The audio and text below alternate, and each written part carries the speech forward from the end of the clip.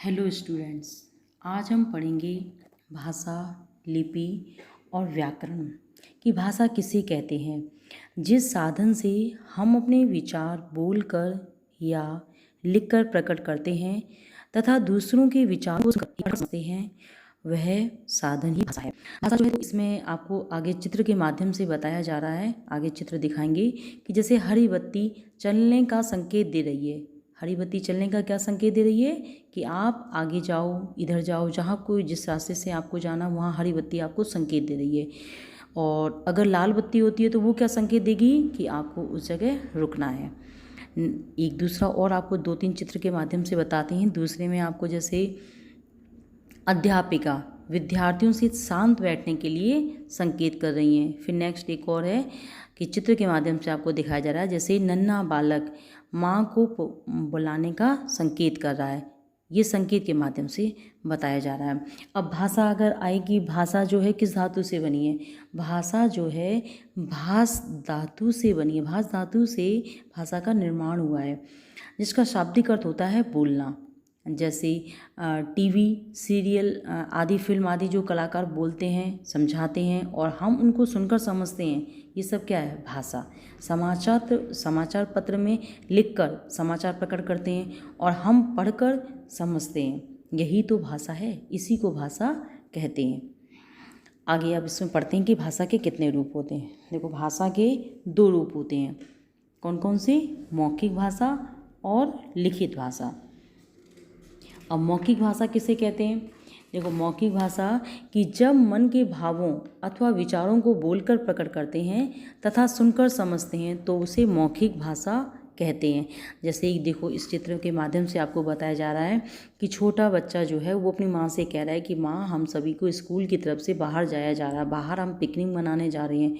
तो माँ ने पूछा क्या क्या आप तुम्हें सामान चाहिए वो तुम बता दो। तो ये माँ जो है, बेटा जो है वो बोलकर इसको समझा रहा है कि जो सामान की आवश्यकता है वो बोलकर समझा रहा है। तो माँ ने कहा ओके ठीक है। तो बोलकर समझाना क्या हुआ? मौखिक भाषा।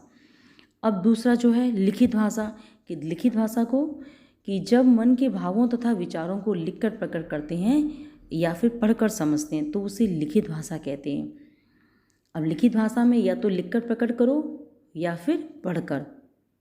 और मौखिक भाषा में क्या था कि या तो बोलकर प्रकट करो या फिर सुनकर, वो मौखिक भाषा। अब लिखित भाषा में पढ़कर समझा तो उसे लिखित भाषा कहते हैं। इसमें क्या कि अब ये जो छोटा बालक है, अब ये लिखकर माँ को दे रहा है कि माँ, मुझे इन चीज़ों की आवश्यकता है।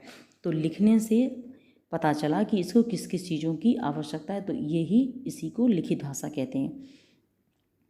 अब मातृभाषा किसे कहते हैं?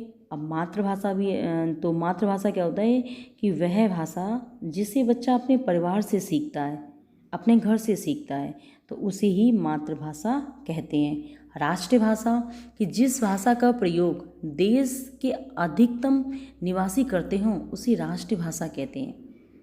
राष्ट्रीय भाषा हिंदी जो है वो राष्ट्रीय भाषा है।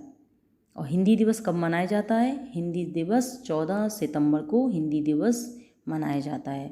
और राज्य भाषा किसे कहेंगे कि जो भाषा देश के कार्यालयों और राजकाज के कार्यों में प्रयोग की जाती है उसे राज्य भाषा कहते हैं।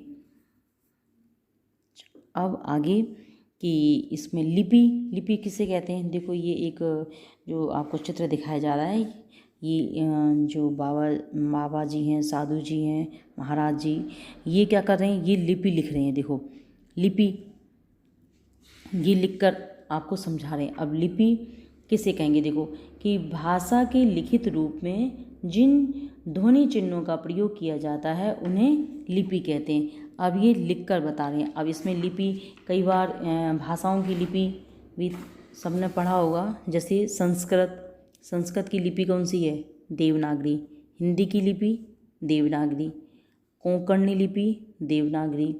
मराठी देवनागरी। नेपाली देवनागरी। इन सब की क्या है? देवनागरी। आगे सबकी अलग अलग है। जैसे उर्दू भाषा की फारसी, फ्रांसीसी रोमन, अंग्रेजी रोमन, पंजाबी गुरुमुखी, जर्मन की कौन सी लिपि है?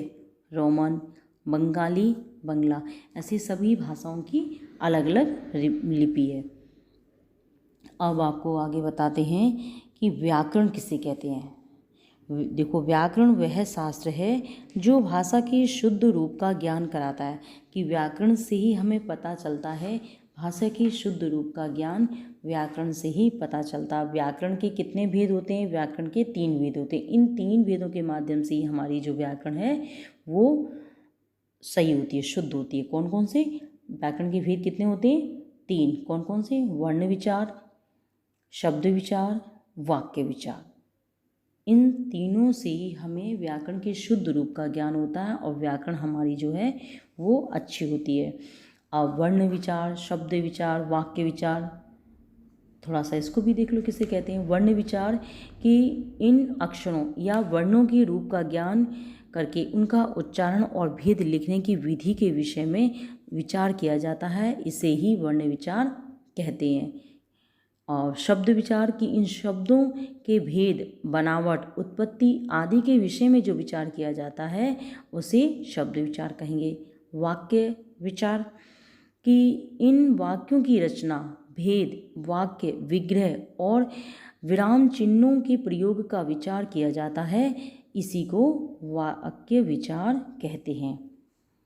अब ये हुआ व्याकरण। व्याकरण के शुद्ध रूप का जो ज्ञान है हमें व्याकरण से ही प्राप्त होता है, और जो लिखने का ज्ञान होता है, जो हम लिखते हैं शुद्ध रूप, ये हमें व्याकरण के माध्यम से ही पता चलती है। आई होप आप सभी को भाषा, लिपि और व्याकरण इन तीनों के विषय में आपको ज्ञान प्राप्त हुआ। आपने सभी ने वीडियो समझी। ओके।